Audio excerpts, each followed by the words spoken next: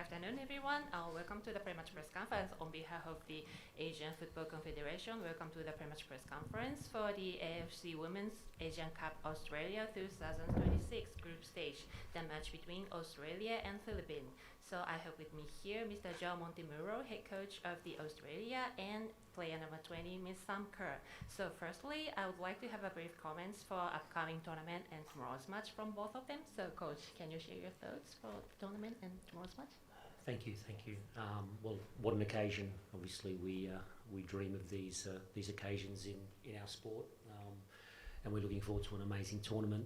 I think there's going to be some special memories made, and we want to thank everyone for the opportunity, and obviously we're very proud to be hosting the tournament of what's going to be, I think, a fantastic journey. Thank you very much. So how about you, Sam? Yeah, just really excited to get going and play some football, and just excited for the tournament to start. Thank you very much. So I will open the floor for the questions. If you have any questions, please raise your hand, state your name and organization, followed by the question, please. Questions, please. So first, start from here. And photographers, can you go back to the floor? Can you go to the back? Thank you. Hi, Joe. I'll get straight to the point. Who is starting in goal for you tomorrow? And when the deadline comes this afternoon, which three keepers will be in your squad? We've had to manage a lot of the returns in terms of because of the nature of the tournament, and a lot of players playing on the weekend or being involved on the weekend. So all of them are on individual sort of scenarios to get right. And we're monitoring it, and we've got it in control with our medical staff, and we'll make some decisions in the next 24 hours. So is it not at the moment no set keeper? It's going to be a game day decision after this stuff? There's no decisions made yet of anyone playing, so I'm still deciding on what my starting 11 is going to be. Thank you very much. Next question, please.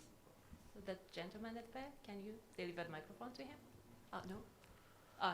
Okay. Any questions? Okay. Can you deliver the microphone to him? Hi, Jack Snape from The Guardian. We're all very excited to be here, as I'm sure you are.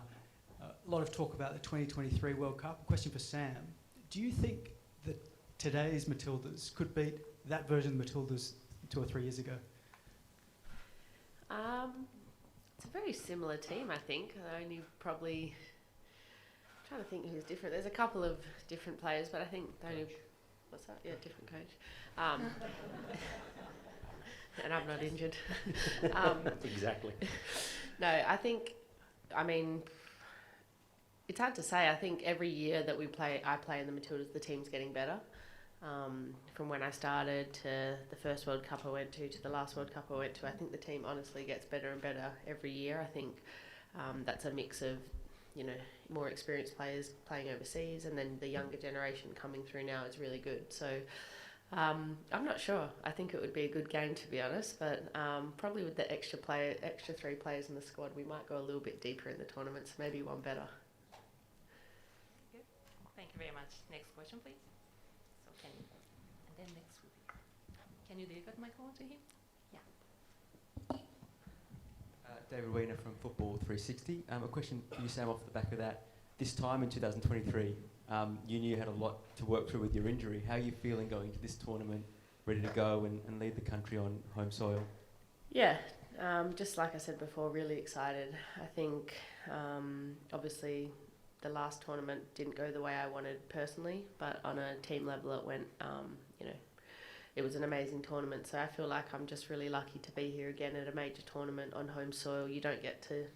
Most people in their career don't get to play one home tournament at home. So the fact that we get 2 opportunities is an incredible honour, and I'm just really looking forward to being in a tournament and not talking about my left calf, talking about the football and being back to playing. And I've had a long journey from my ACL return, so I'm just honestly so excited, so grateful to be back here and just be playing football, enjoying training, enjoying all the things that come with the team.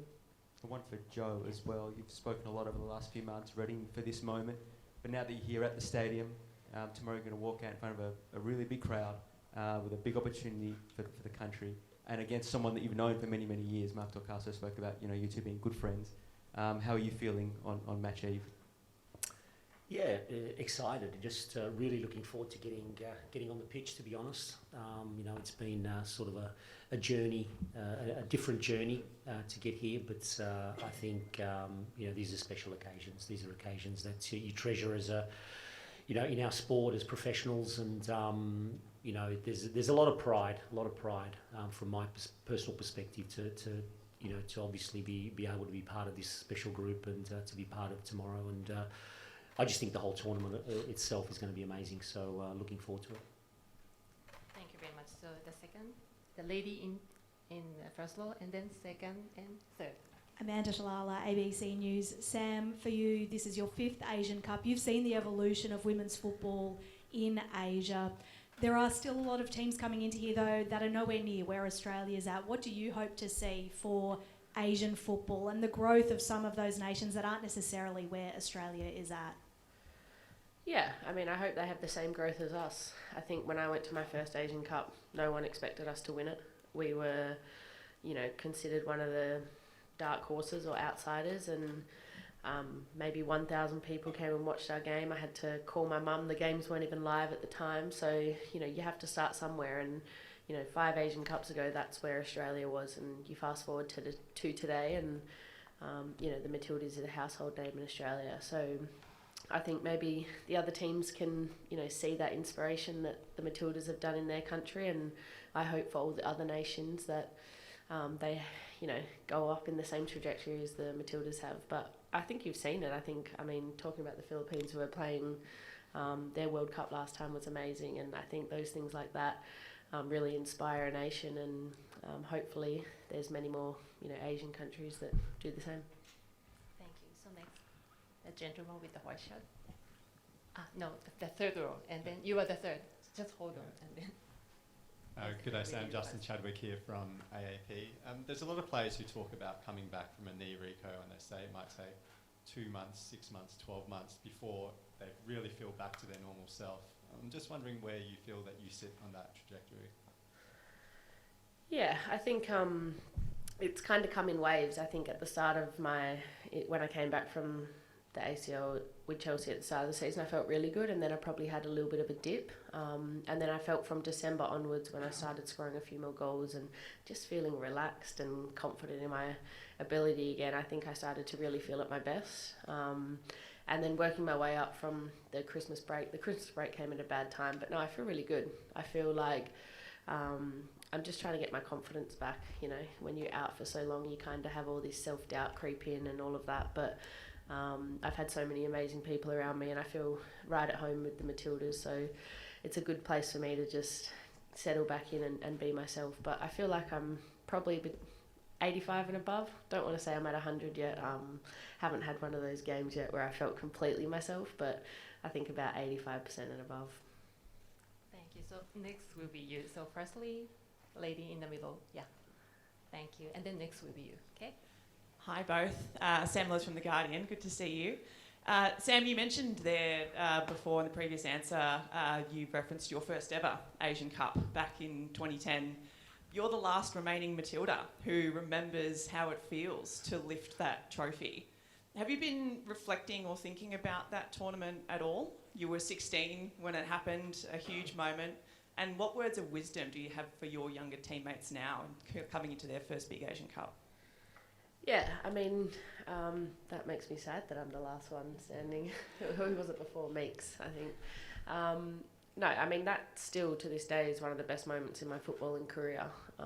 And I know how much this team wants to win something together. I know how much every player wants to win something for the Matildas. But I think for me, just reflecting back on the tournament, I think going in as a little bit of a dark horse helped us as a national team, and now with the pressure that I guess the Matildas carry, I think we've just tried to not talk about it, not talk about winning, just talk about one game at a time, and I think that's what we did back in 2010. So I think for us as a team, we've kind of just focused on one game at a time, and I think that will help, and I think take the pressure off ourselves. And I know how much everyone wants to win this tournament, of course, but we don't want to get too far ahead of ourselves. There's a lot of great teams in our path, and we just have to take it one game at a time. Any words of wisdom for your younger team? Just enjoy yourself. I mean, there's so many girls, this is their first tournament. I mean, I was talking to Remy today and joking around with her. It's her first tournament, and like, I had the most fun ever at that tournament in 2010. I didn't expect to play. I went on, I had a really big impact, and people think I played multiple minutes there because I scored in the final. I remember I sat on the bench for the first 2 games, so you never know when your opportunity will come, and you just have to take it with both hands. So just for girls, when they get their opportunity, whatever it is, whenever it is, just to have fun and be themselves. They're all selected from Joe for different reasons, and yeah, just enjoy it. Thank you. So thank you for waiting. And then next. I'm Peter Attention of Manila Standard. This question is to Sam Kerr. What's your journey like since you got injured and from your recovery, now going to the game with the Philippines?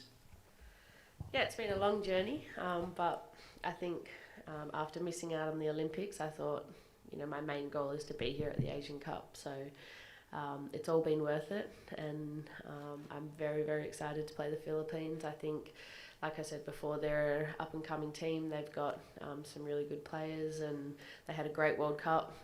So the journey's been long and hard, but it's all been worth it here. Now that I'm here in Perth, ready to play them. Confidence is up? What's that, sorry? Confidence is up. Yeah, lots of confidence. Obviously, the whole team's feeling really confident. We've had a good training week. People have been scoring goals at their respective clubs, and we've had a really good, nice training week, so we're all pretty confident. Thank you. Thank you. Thank you. So next will be the second row gentleman. Thank you.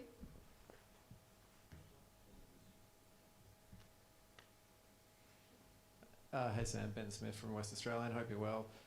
The 2023 World Cup was obviously brilliant, but it didn't have a game in Perth for the Matildas. As someone who is as proud to be a Sandgroper as you are, how excited are you to be able to step out there tomorrow, not just with a stadium full of 50, 60,000 people, but in front of friends and family who have supported you your entire life?